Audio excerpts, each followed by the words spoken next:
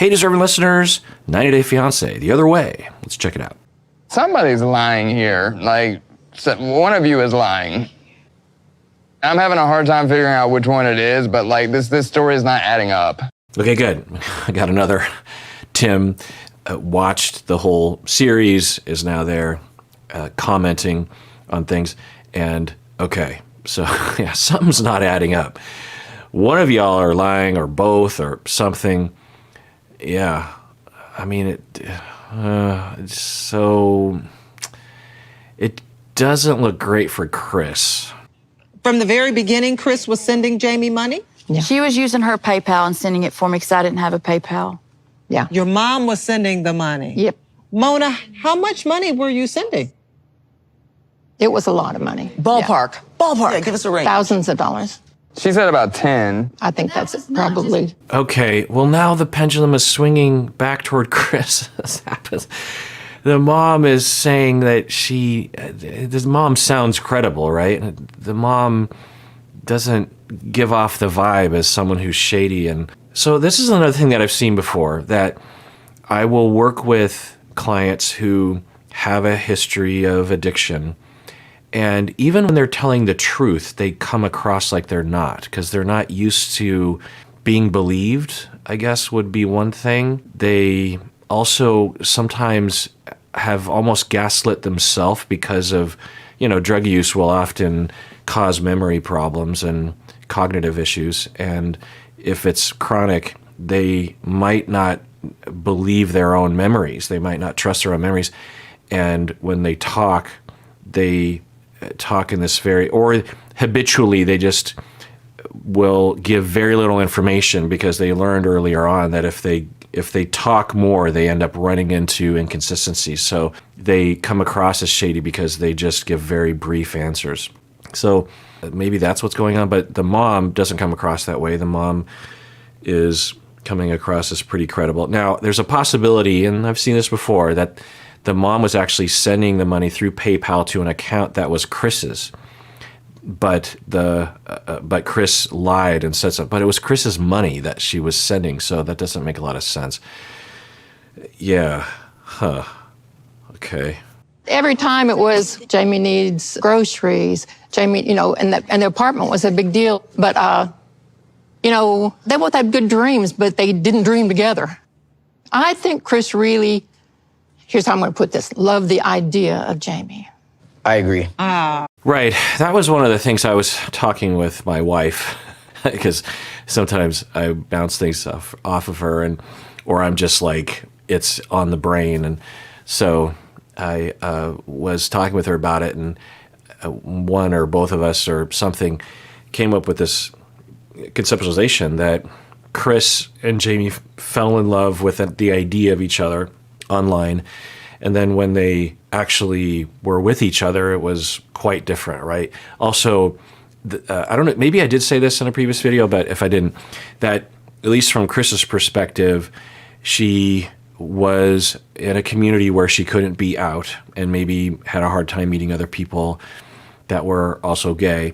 And she finds someone online, and all of her wildest dreams, and maybe for Kris, she's had a lifetime of difficulties. Who knows? We could imagine. And so the fantasy of not only Jeymi and true love, which people do, but also going to her country and having a food truck, that whole thing, right?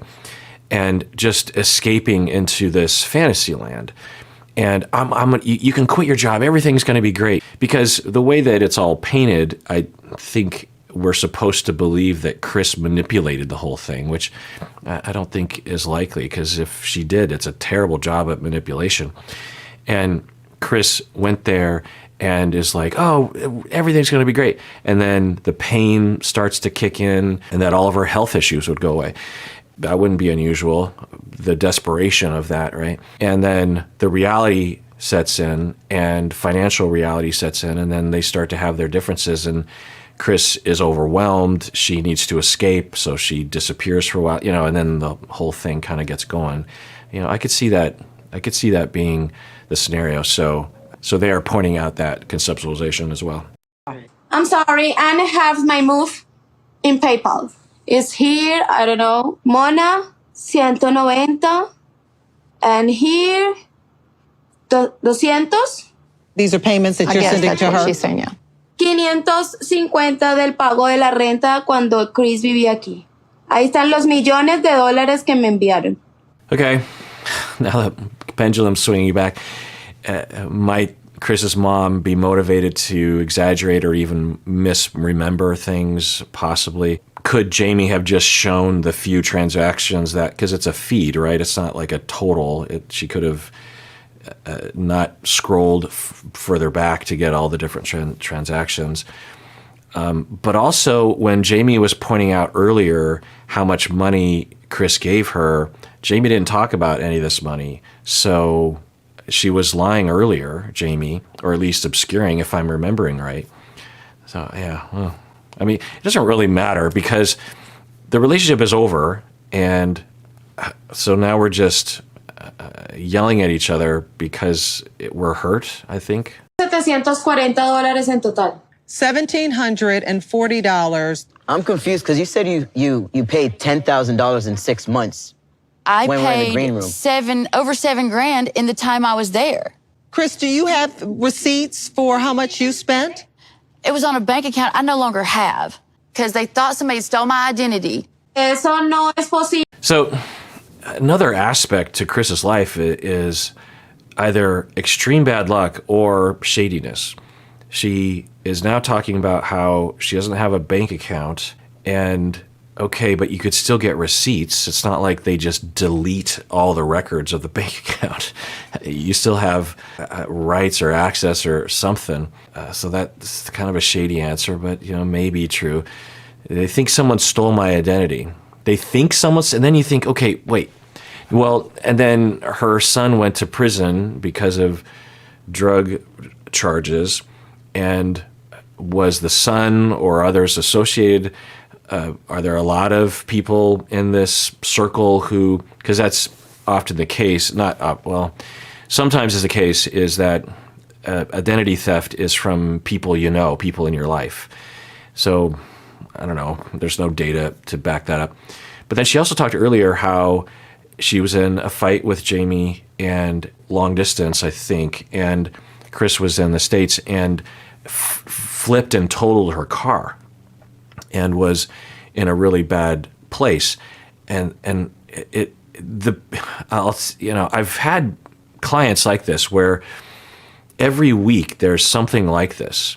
And I think in the addict world, they, AA, NA world, they might talk about how I think there might even be a phrase for it, where people, the chaos just seems to be attracted to them, or they invite chaos into their life because the part of them that wants to engage in the addiction will sabotage themselves or create problems or exaggerate things such that the individual feels like, well, it's been a rough week, I deserve to use, that kind of thing. And so these individuals will just have what seems to be just a string of bad luck over and over and over again. But the speculation is that the individual is actually causing these things to happen or putting themselves at risk for these things to happen. And I don't know if there's no data to back that up, of course, but it's just another kind of mild red flag about that whole syndrome. At the very least, it seems like Kris has just a lot of chaos, a lot of things happening to her that, according to her, are out of her control. So if it truly is, I mean, some people do. Some people just have bad luck and bad things happen to them, and it's not their fault. We don't want to blame the victim, right? So, yeah. Relationship did not last. We certainly appreciate you sharing these very vulnerable moments. Thank you. Oh my God, Kris and Jeymi, the heck is going on? Like, Craziness. it's really hard to figure out who to believe, but you know what? Kris had lots of convenient excuses For how she didn't have proof. But also, I got strong Jennifer vibes with Jeymi. So the show has seemingly kind of figured out how to have this element. When they had Tim and Kenneth, I'll just tell, I mean, they both seem like nice fellas, but it just was really annoying to me during, I don't know, remember the tell-all, but Tim and Kenneth because, the show would go to them. It's like, say something. And Tim would, and I think Kenneth is just too nice to get snarky when he knows that they might hear it. So it just fell flat, and it just was inserted. They don't do this very often. They don't go to Tim and Veronica very often, but the times that they are, I'll say that it's appreciated because they're summarizing well and reflecting how I feel, which feels good. Does that happen to you with me when I say things? I'm guessing that it does sometimes. I'm guessing also sometimes you're just like, you don't agree with me at all. Or not entirely or something, of course, which I find to be true. Whenever I talk with my wife or even other people about the show, I find that everyone just sees things differently. So I'm guessing a lot of things I say, y'all don't necessarily think naturally, but and we can all appreciate that. We're all individuals, and I talk about this sometimes. How with my students, I will show on the first day of class. I would often use this exercise in couple therapy class. I would show them a clip of a couple having a fight, and from a movie or something. Sometimes I'd use a couple scenes from Revolutionary Road with Leo DiCaprio and Kate Winslet, and I'll show them the scene, and then I'll have them all silent write their reaction, who they agree with, who they think is more wrong, and that sort of thing. And then I'll go around the room, and I'll have everyone, without being influenced by what other people are saying prior to them, actually just summarize what they wrote down. And everyone sees it differently, and there are categories. There are people that are pro Leo's character, and there are people that are pro Kate Winslet's character, and there are people that are neither or both. And the demonstration, the point is that your perspective is just your perspective, and you have to really respect that you have a particular way of seeing things that isn't necessarily the only way and is biased. Everyone does. No one has an unbiased point of view.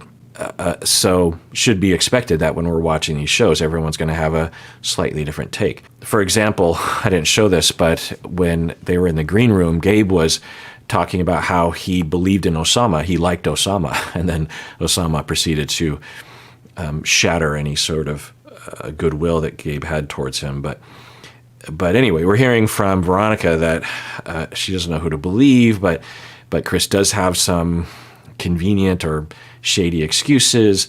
And then now Tim's like, yeah, but Jeymi gives me some Jennifer vibes. I think meaning that there's some level of entitlement or manipulation or using someone that uses someone and doesn't feel bad about it. So yeah, okay. All right, well, that does it for that episode. Everyone, please take care of yourself because you deserve it. You really, really do.